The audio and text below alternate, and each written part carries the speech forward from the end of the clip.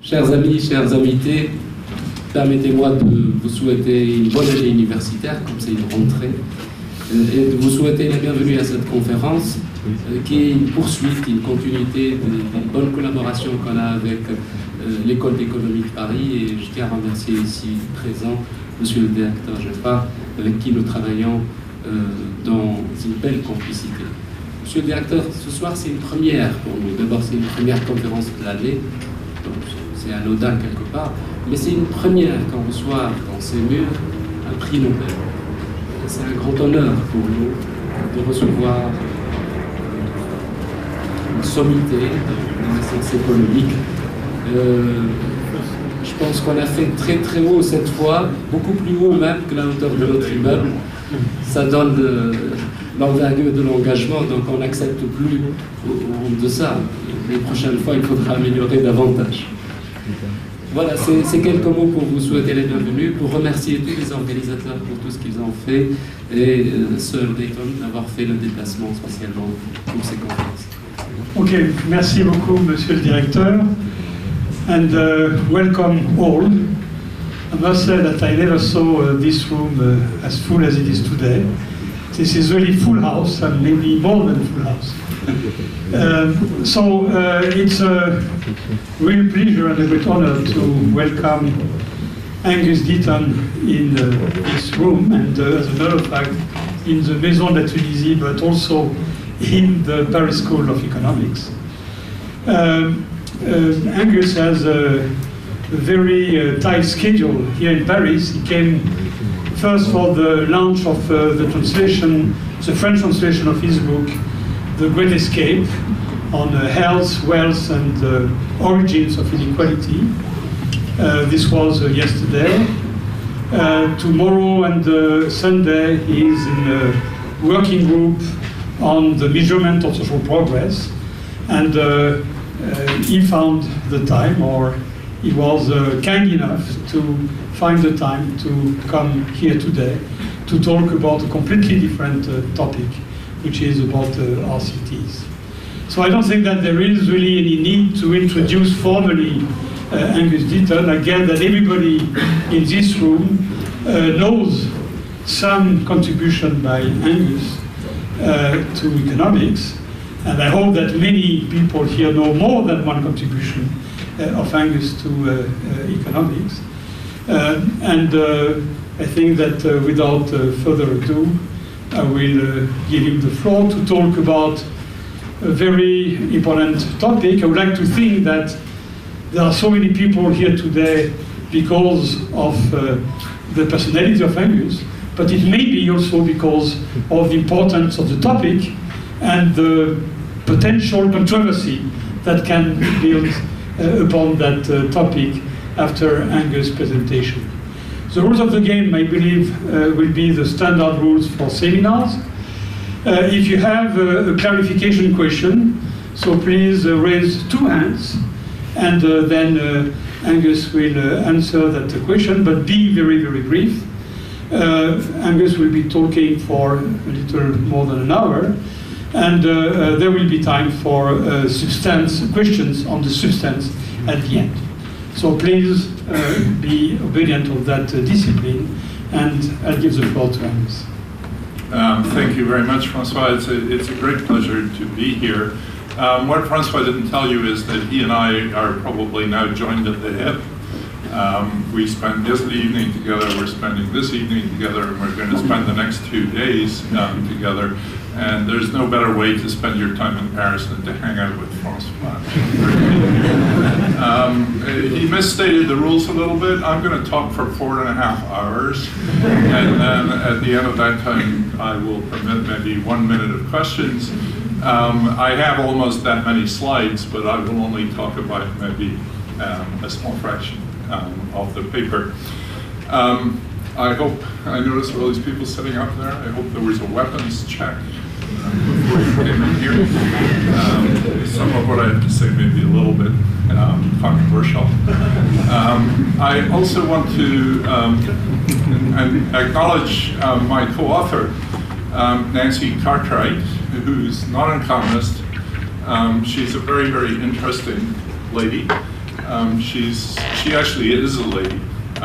Her title is Lady Hampshire, and she is a philosopher of science who spent most of her life writing about physics and about how physics works and about how physics knows what it knows. She has a famous book that's infamous among physicists called How the Laws of Physics Lie. So you will see that she's not afraid to break taboos, and she's become interested, she's very interested in what evidence means and how to use evidence and the appropriate ways of using evidence, which is how she's got into this business. So this is our title, Understanding and Misunderstanding Randomized Controlled Trials. This may seem, this is not intended as a hostile piece. This is intended, I think there are some serious misunderstandings out there. I think there are many important things that randomized controlled trials can do too. And I think we're trying to draw a balance, and in the hope that much of what we say will get into practice in one way or another. So the paper is really, there is a paper, incidentally, which came out as an NVR working paper last week, and it is also on my website for those of you who don't have access to the NVR. And the paper is rather long, and it's been growing organically for the best part of 5 years now. So the first half is about doing trials, and it's about, you know, you're doing a trial, what sort of things should you know, what might you misunderstand if you didn't think about it very hard. Perhaps the basic message there is that the apparent simplicity of trials, that you just have to subtract one mean from another, is deeply misleading. The second, so here are the things I'll talk about. One is bias and precision, how perfectly conducted RCTs are unbiased for the average treatment effect, but not at all necessarily precise. Precision takes us into the issue of balance, which I'll spend quite a long time talking about, the balance between the treatment group and the control group, and the misbelief or the misunderstanding that RCTs automatically balance or control anything, and they don't. I'm going to talk quite a bit about standard errors, or more accurately, the standard errors are not the problem, it's the inference that's the problem. I'm going to talk about how you can get wrong answers from what appears to be very simple problems. And I want to talk about blindedness or unblindedness and draw a parallel between the exclusion restrictions that are required for unblinded trials, and that it really takes us into what is essentially the same as the instrumental variables world. The second part of the paper, which I probably will not get to today, but I would be happy to answer questions about it, is about how to use trials. So that you've done your randomized controlled trial, you've done a really good job of it, you think you have a perfect answer, and you've really done it very cleanly, and nothing went wrong, and things do go wrong all the time. Then what might you do with it? And the argument here is that trials are clearly useful sources of evidence, just like non-randomized controlled trials. Sometimes the argument is that there are purposes for which all you need is the result of the RCT itself. You're sort of done. But it usually needs to be transported to some other context. So where you want to use it is not exactly where you did it. I mean, you're trying to learn something from it, which is of more general usefulness. And what this requires is that randomized controlled trials be integrated into the broader knowledge of experimental and non-experimental knowledge in some sort of cumulative scientific research program, which I'll argue the first half is hard. And that, in particular, the argument that if you've done it nicely, if you've done it really cleanly, then that answer, the average treatment effect from the trial, is automatically transportable somewhere else, which much of the literature seems to assume. Not all of it, but much of it. That's simply wrong. So this idea that an RCT gives a research program of finding out what works is essentially nonsense. What works, it depends on where you are, and it depends on the surrounding conditions. And I will give, if I get there, which I won't, because that's the 4-hour part of the talk, some examples from the United States and from economic development studies. Okay, let me count my fingers. So let's talk about doing RCTs. I'm going to use the same general notation that everybody will be familiar with. There are two groups, which we call treatments and controls, randomly selected from the study sample. The study sample is an important concept here, because the study sample is the sample from which you're drawing treatment and controls. And the study sample may be selected in all sorts of ways. So actually the composition of the study sample that you can select treatments and controls from is an important actually part of the story. I will try to avoid using the word experiment here and use the word trial instead, because many experiments, including most experiments, no, maybe not now, but most of the more famous experiments in economics, the ones, say, that won Vernon Smith the Nobel Prize, do not involve randomization at all. And most experiments in the sciences don't involve randomization, and I will have something to say about that. There's lots of experiments that are not randomized controlled trial. So I don't want to use the word experiment for this. So the general theorem which we teach all of our students is that under minimal assumptions, existence and things like that, the observable difference in means between the two groups, which is Y1 bar, one is for treatments and 0 is for controls, that is an unbiased estimate of the average treatment effect, which is the mean of the individual treatment effect. So each individual has a potential response to the treatment. Those differ across individuals. You have the study sample. There is an average treatment effect in that study sample, and you can recover that by taking this difference into means, or at least you can recover an unbiased estimator of that difference for comparing the two means. This should all be familiar territory. It's sort of interesting in a way that I'm going to minimize that here, but that is remarkable theorem. It's not an obvious theorem at all, and for those of you who've been through the standard treatment of this, it's done in terms of unobservables, and there's lots of things you can observe, the counterfactuals, and this allows you to estimate this average treatment effect. And it's not at all clear from first principles that that average treatment effect is identified at all. So this is, a really surprising, amazing result in some sense that goes back to Neyman and Fisher, and it's a really important result, which when I studied econometrics a long time ago, was not taught to anyone, and the fact that it is taught to anyone, everybody now, is a really important thing, and I'm not minimizing that in any way. The average treatment effect itself might or might not be an interesting or potentially invariant. Econometricians way back since the Coles days have thought a lot about invariance, whether some estimate will be transportable and stay the same, or policy invariance, all those sort of things. And it depends, because if you think about it, and Jim Heckman, who I will refer to over and over and over again here, has thought harder about this than I think almost anyone in economics. The treatment may not be a very well-defined thing, because the treatment may not be easily transportable elsewhere. So the treatment itself may not be a very interesting economic thing. And secondly, of course, the study sample may not be a very interesting study sample, because it may be selected in various ways. We're not talking about selection into treatment and controls, but it's a question of where does the study sample come from, and what can be done from that. So much depends on that and on the definition of the treatment.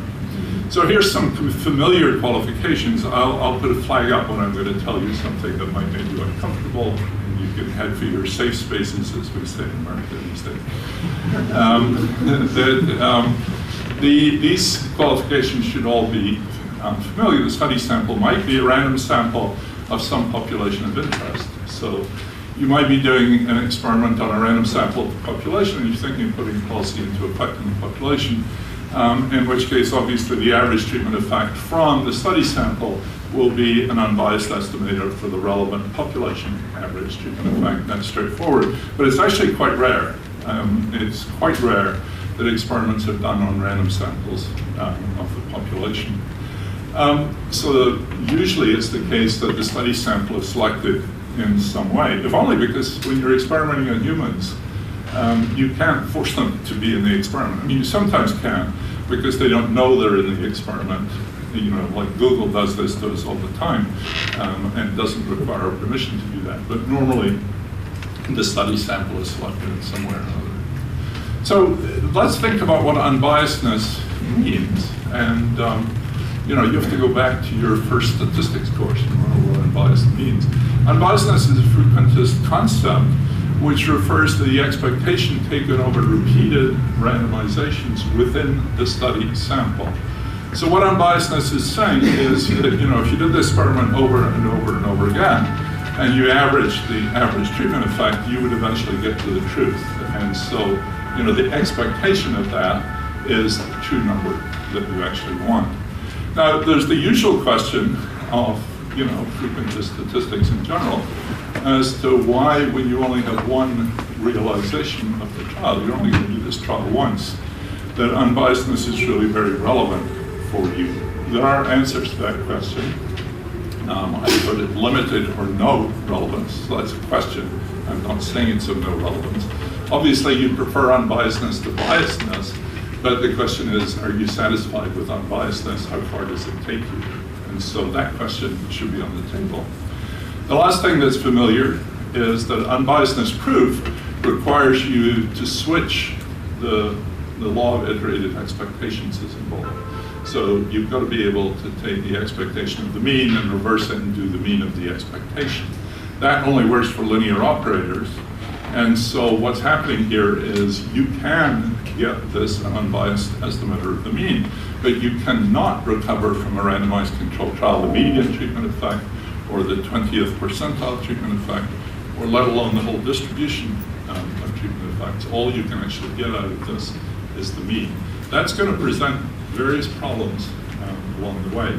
You might say a lot of these things are not of great interest, and it's true of the two Marshall distributions, the one for treatments, the ones for controls, and maybe that tells you pretty much all you need to know.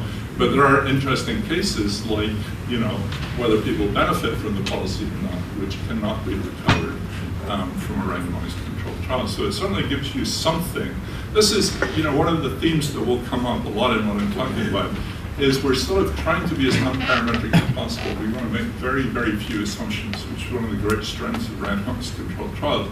But if you make few assumptions, you don't get as far as you might get if you made more assumptions. So you're sort of trying to make bricks without straw. And that's a neat trick. But you can't expect all the houses you build with those bricks to hold up. It's sort of a metaphor here. Okay. So let's talk about precision a bit. So unbiasedness is good, but we'd rather be close to the truth than always just unbiased. So for instance, we might prefer to think about mean squared error, which is, on average, how close are we to the truth. And the mean squared error, for instance, the sum of the variance and the squared bias, again, statistics 101. So we might, for instance, be prepared to trade in some unbiasedness if we can get a reduction in variance. So if we can get closer to the truth regularly, sometimes being a little bit away from the truth, or being on one side of the truth on average, might not be such a big problem, rather than being on average of the truth, but having a huge distribution of outcomes. It depends on your loss function, and of course something else, I will come back to that. So, as I say, MSE is not practical, we need a loss function. Maybe the expected posterior mean squared error given prior years of evidence, just for example, and I'll come back to that. But it makes no sense at all to lexicographically prefer a randomized controlled trial just because it is unbiased, right? So you say we will only consider unbiased estimators. You can't write down a sensible utility function or loss function is going to give you that result. So you have to be broader than that. You have to take precision into account. Now, this is not always seemingly understood in this literature. So the JPAL website says, RCTs are generally considered the most rigorous and all else equal produce more accurate, i.e. unbiased results. I don't know who wrote that, but it's a sort of elementary confusion between precision and bias. These are two different things. The Bible of experimental work in criminology, education, and various other things, which is a wonderful book by Shadish, Cook, and Campbell. They write, randomized experiments provide a precise answer about whether a treatment worked, precise. And the randomized experiment is often the preferred method of getting a precise and statistically unbiased estimate of the effects of an intervention.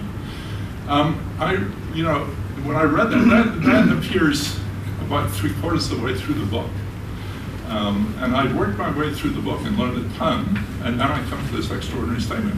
And there's actually nothing in the book up to that says anything about precision. It's all about unbiasedness, which is all correct. And then suddenly there's this precision, and the only cite they give it is to earlier work by the very eminent psychologist Cronbach, who used to be at Berkeley.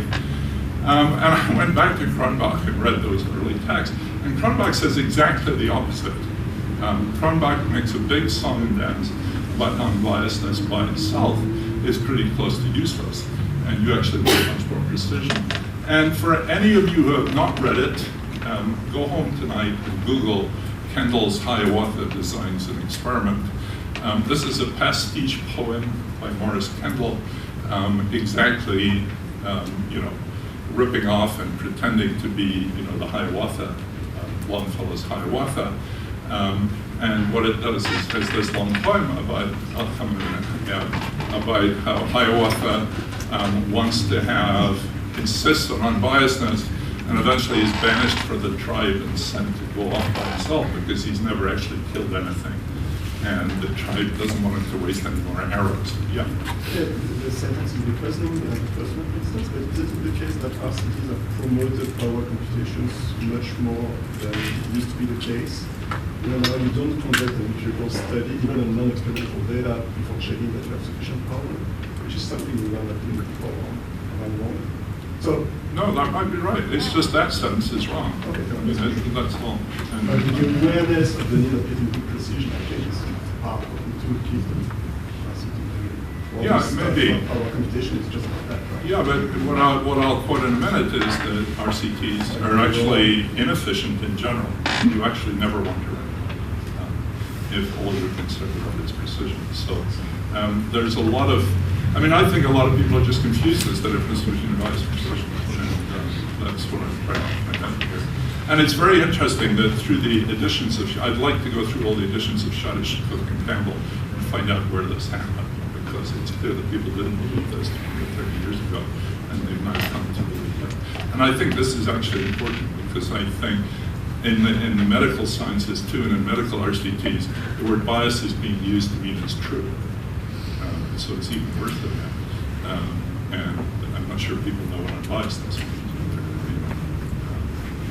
So let's talk about balance some more.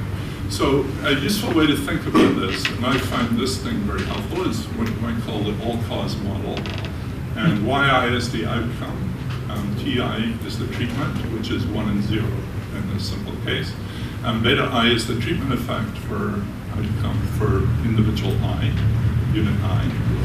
And there are a bunch of other, and notice that's got an I on it, right? So it's different for different individuals.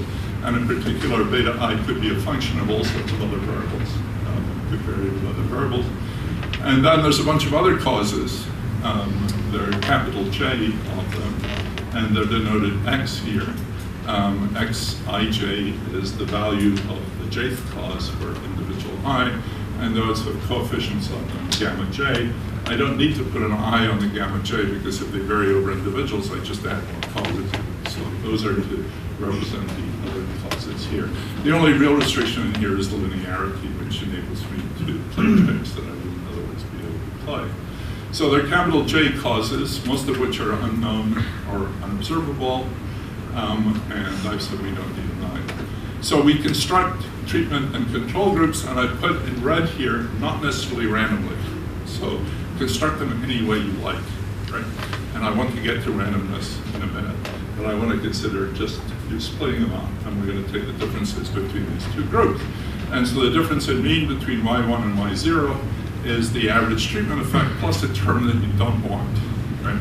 And this term is to do with the differences in the average values of the other causes between the control group and the treatment group. So, and that how far you're going to be out depends on whether these things are balanced and whether each xj is the same in the treatment average is the same in the treatment control group, and it also depends on the size of the gamut.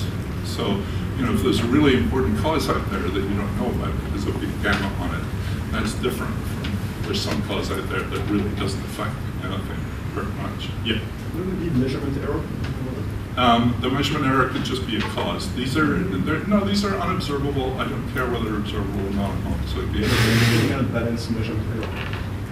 You can't balance anything, which is what I'd like to argue. So I don't think there's any difference between measurement error and these other things. Okay. If you see that's wrong, come back on it, but I don't think it is. So what we get is what we want if the groups are balanced on the other causes. So if the two, x1 bar and x0 bar are the same for all those groups, then we get the truth.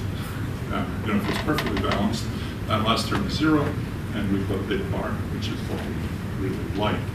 So what I want you to think of as balance is control and precision. Controlled in the sense of a controlled experiment, like in the laboratory. Remember, we're not randomized yet. And we want to be as close as possible, and we're going to be closer if we get balance in our particular trial. So we're not mistaking a frequentist approach here. It's just a particular trial that the trial we're doing, the only one we have. So we're not in the RCT world yet. I'll come there. So how might you assure this balance or get something like a balance? Now let's say you're a physicist or biologist and you're doing a lab experiment, then the way they would achieve balance is by controlling for things they know about. So they have a list of X's, they're scientists, they're real scientists. They know a lot about what other factors are important. They know you have to control the vacuum, you have to control the temperature, you have to control all sorts of things. And they try to list all these things, and that's how they do science. And that's how they do experiments. They don't randomize, they just try to control. And if you read that stuff, they spend a lot of time worrying about whether it's really balanced or not. What could have caused this to happen differently from what treatment that we did. So, they worry about it a lot. But they're using prior knowledge and science that they know in order to try and make this experiment do what they want it actually to do. Now, you can imagine another thing which is sort of matching, which is done in economics, done in epidemiology. We try to choose groups that have similar sample averages, for instance, by matching individuals pairwise. So, we try to group everyone into pairs that are as close to each other as possible, one in the treatment group and one in the control group. And of course, that'll work on observables, but there's nothing at all you can do about observables. So, too bad. So what do you do? What does randomization do? Well, randomization matches, but only in expectation, right? So what it gives you is it doesn't guarantee that xj1 is equal to xj0 bar, because those are the actual means. But it does guarantee that if you do the experiment over and over again, then they're going to be equal in expectation, because that's what the identical sampling of treatment and controls does for you. So you get that. But of course, what I'm going to argue is that those are not the same thing, and you really want the first of these, but what randomization gives you is the second one of those. And what I'm going to try to persuade you is what scientists would often say, which is you can control if you can, and if you can't control, randomize. But randomization is an inferior sort of control. That's the sort of argument that's coming. So let's see if I can get it. So better balance would give you more precision in a given trial, which is what we want. Balance on average over repeated trials does nothing for any specific trial, though maybe you'd rather have it than not have it. And of course, once again, it's unclear why repetition is relevant. Now notice, and this is very, very important because many of the critics of RCTs in philosophy and elsewhere have done this wrong, is that lack of balance does not screw up the confidence intervals. And it doesn't screw up your standard errors and your inference, right? Because after all, if you don't have balance, you're thinking through conceptually what would happen if you did this many times. So if you get a thing that's away from the truth, you have a procedure for assessing how far away from the truth you would be on average, which is your standard error, and you have a confidence interval in things. So, the statisticians, the biostatisticians, and this has been argued up and down in medicine for a long time, they point out that just because you're not balanced doesn't mean there's anything wrong with your confidence intervals. I mean, after all, you've got a standard error you have an estimate. A critic says you got that just by chance, and you say it's 12 times my standard error. I didn't get that by chance. So that's the standard way we would do it. So I'm going to continue with the balance argument for a minute. But remember, there's this line of defense, which is a very important line of defense, which is we need to get the right standard errors, and we need to be able to do the t-values right. And if you get the t-values right, a lot of what I'm saying about precision is less important because you're not making misleading inferences. Of course, you'd still like to be closer to the truth, so that's all we'll do. However, if you read this literature and you listen to seminars, people ascribe non-standard, almost magical powers to randomized controlled trials. And we suspect that these magical powers, which of course they don't really possess because magic unfortunately doesn't exist, contribute a lot to the credibility that is granted to RCTs by trialists, and more importantly by the lay public, you know, the newspapers and people, their policymakers tend to think some things. So here's some quotes. So here's one from the World Bank Implementation Manual.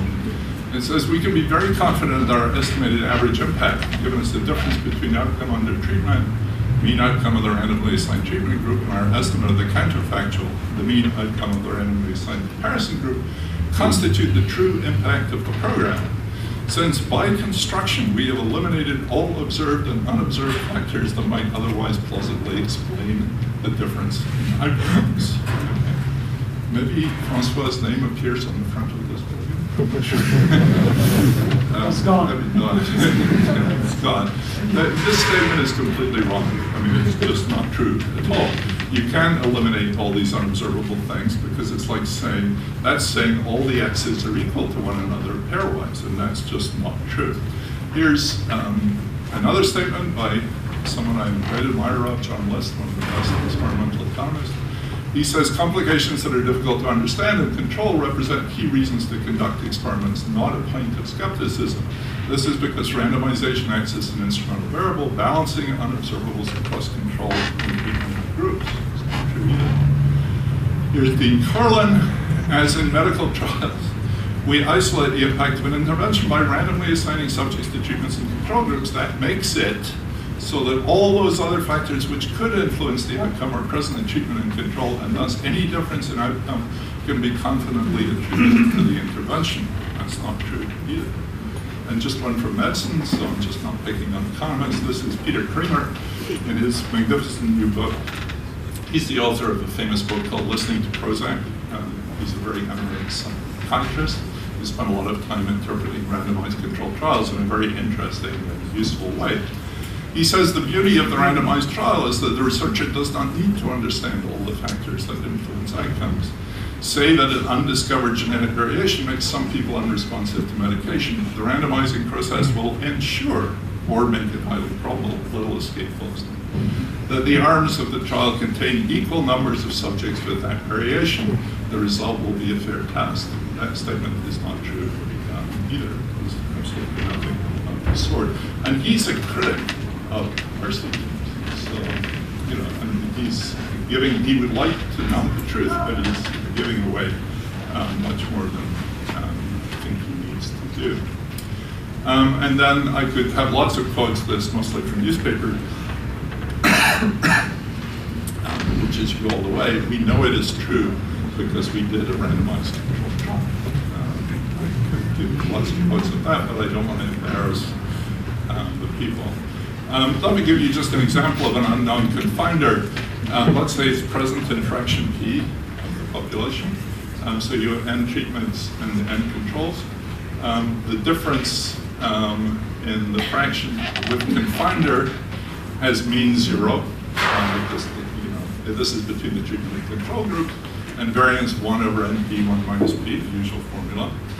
So if you have a sample of 100 controls, 100 treatments, which is pretty big for a lot of RCTs, and let's say this variation is there in half the population, the standard error is 0.2. Okay? So on average, you'd expect to be equal numbers on both sides, or equal proportion on both sides, but the standard error of that is 0.02. So if the confinder has a large effect, if one of the gammas is large, it's very easy to rig up an example in which you get a big effect of the treatment or nullify an effect of it. You just get the wrong answer because this confounder is there. And remember, it would average out if you did the trial over and over and over again. But who does that? You've got one trial and you're getting the wrong answer. Now you might say, and the usual response at this point is to say, okay, but this problem goes away in big samples. Well, it does if you hold the number of causes fixed. So, you know, if I have just one confounder, then you can calculate how big a sample you would need in order to make this effect go away. And that would be the entirely correct thing to do. There's a very nice, Van den Broek is a very distinguished Dutch epidemiologist, and he gives the following example. He says there are 3 million base pairs in the human genome, many or all of which could be prognostically relevant for some medicine. And the balance is just not achievable because to be sure that you got this right, you'd have to know you were balanced in all 3 million genetic variations. And you know, you can imagine what the sample size would have to be in order to make that work. And he actually points out, as many people have, that balance is, you know, many of the originators, including Fisher, simply didn't worry about balance at all. They talked about it, but they didn't claim that there was a balance between the treatments and controls. Many epidemiologists and doctors argue that if there are lots of causes, they'll cancel out. So some causes work in some directions and some work in the other, and that certainly can happen, but I don't think there's any reasonable theorem which would make it happen.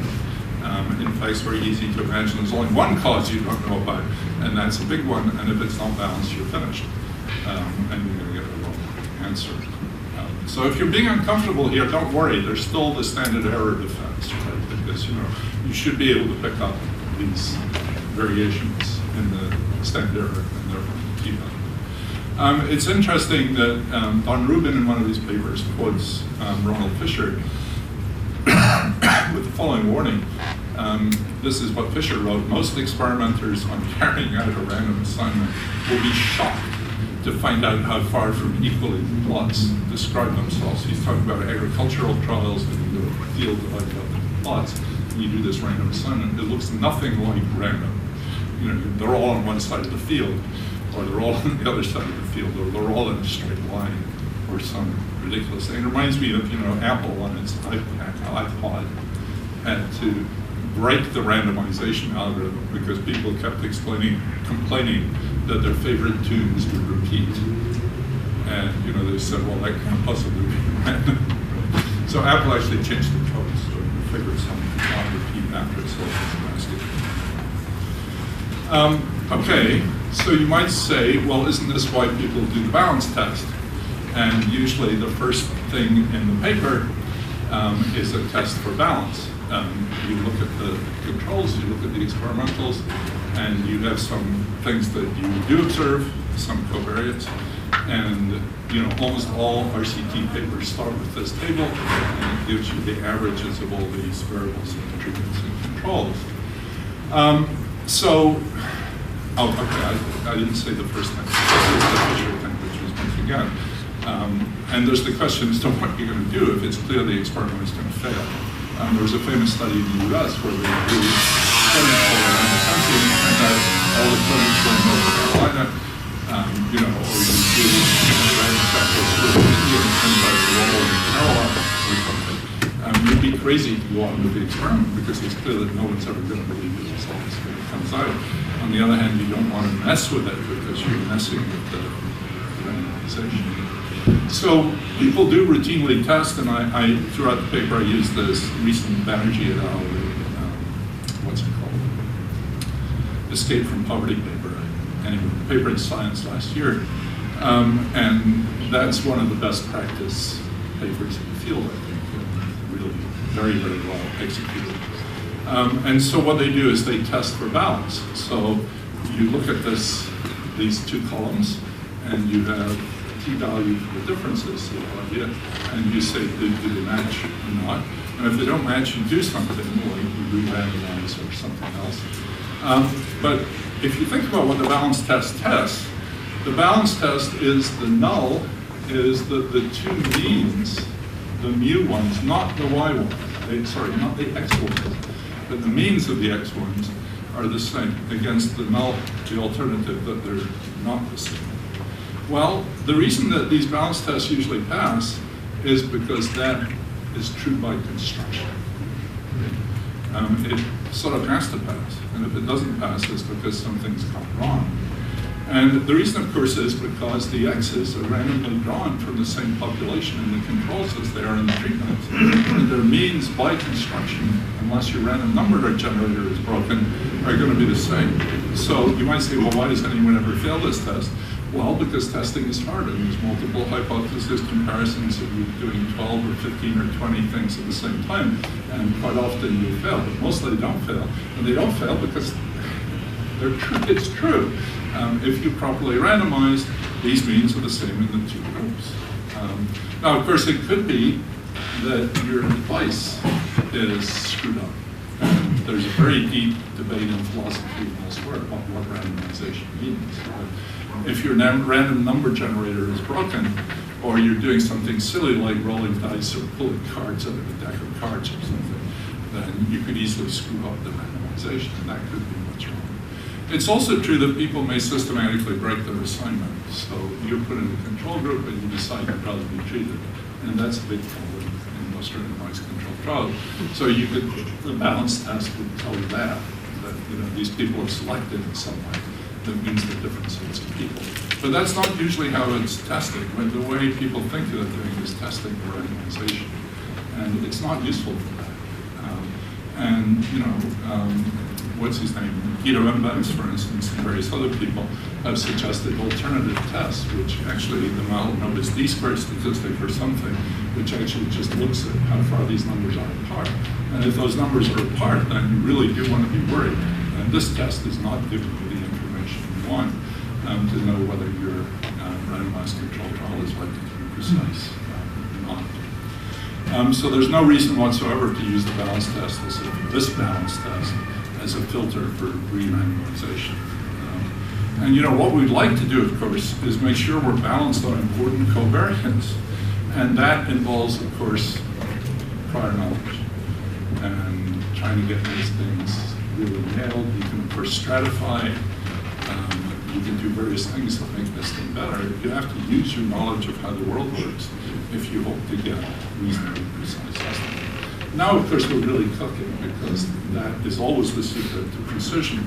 You get more precision if you have more prior knowledge and if you use it in an intelligent way. And that's the secret, one of the secrets of all statistics. So what to do? We want to be precise. The only way to do this is to collect and use baseline information, perhaps as we would do in an ordinary regression. We control for it by adding covariates in the treatment regression, for example, or by stratification, or by re-randomizing with stratification. There are lots of ways of getting there, but using a standard balance test is not. Now, there's a new paper by Banerjee, Sylvain Chassin, so he would be here, though I can't see him, and Snowberg and other authors, which is that they actually set this up as a loss function, and they say what would a Bayesian do, and if a Bayesian wants to minimize expected loss or maximize expected utility, you will never randomize. So randomization, randomized control trial is never the solution to a Bayesian optimization problem in this thing. And that is what, Student, whose real name was Gossett and Fisher fought to the death in the 1930s, 1920s, and 30s. And Gossett believed that randomization was screwing up Fisher's experiments, was costing money, was introducing unnecessary variation, and that he'd always be better by not randomizing. And it turns out that Gossett was entirely right, even though Fisher in some sense won that battle. I'm going to talk a little bit more about what this means, and because it seems outrageous when you first see it, because we've all been doing these randomized controlled trials, haven't doctors been doing randomized controlled trials? Could they all be wrong? Well, in some sense the answer is yes, but in some sense the answer is not, because it I think, takes you less far from standard practice than you might think. So one way of thinking about how you would do this is you've got a study sample, you know a lot of people, a lot of things about the people in that study sample. You have a lot of covariates, you know their income, you know their race, you know their education, and so on. So one sensible way to do this would be to try and pair up all of the people that you know are sort of similar, put one of them in the treatment, one of them in the controls. Once you've run out of that, or you have a bunch of people you don't know anything about at all, you can do anything you like with them. It doesn't matter whether you randomize or not. And what the Banerjee et al. Theorem says is that randomization is, won't hurt you under those circumstances, but it doesn't gain you anything either. So you can randomize or not. That turns out to have lots of ramifications, which I'll talk about a bit. But I don't want to talk about this so much as I want to talk about what I think is the positive message of this theorem, which is the key here is using all the prior information that you have, which is not particularly surprising. That you've got to build in all those X's in a way that's actually going to help you get precision. If you want to be close to the truth, you've got to use the X's. You've got to use all the prior knowledge you have about how the X's affect the outcomes. Once all of that has been used, randomization doesn't matter if the units are truly interchangeable, exchangeable at that point. I mean, you don't know anything about them at all, and so it doesn't matter which groups you put them in. I missed saying what is important. This does not mean you let people choose their own groups. So if you're jumping up and down and saying randomization is the only way of avoiding selection, that statement's not true. But it is a way of avoiding selection. And we're not suggesting that people be allowed to choose their own groups, because of course they're selecting based on private information, which you don't have, and that's not going to come out of this theorem either. So you don't allow people to choose their own groups. But you have to use all the prior information that you actually have. Now, it's one thing to write down this as a fairly general problem, which they do in the paper. The solution, of course, is generally not, it depends on what your priors are, it depends what you know. And so you can't grind this out to say, what should you do exactly in terms of randomization?